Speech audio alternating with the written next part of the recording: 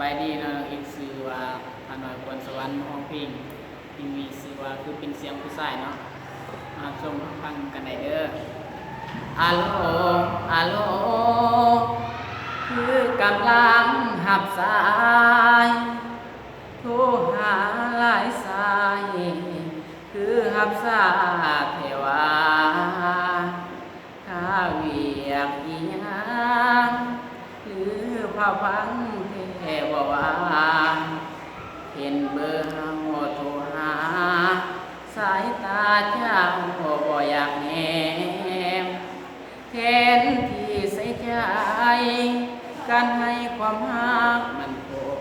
งคือสิบ่สม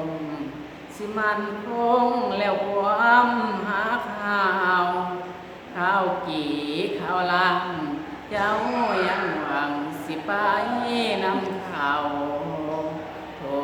ความหาข้าวมันบ่สมหวังฮัลโหลฮัลโหลคือเป็นเสียงผู้ชายเจ้าทิมเฮาไปให้ข้าวใส่มือถือสิบอกเฟซบอกไลน์ลบทางมือโทรศัพท์มือถือเจ็บใจได้เนื้อเฮ็ดคือเฮาบ่แม่นแฟนว่าเรื่องสายแน่แฟนเฮาไปมีคนใหม่มันจุกหัวใจ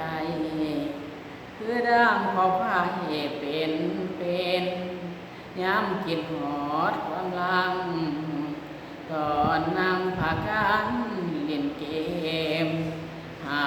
บ่อยากเห็นเขา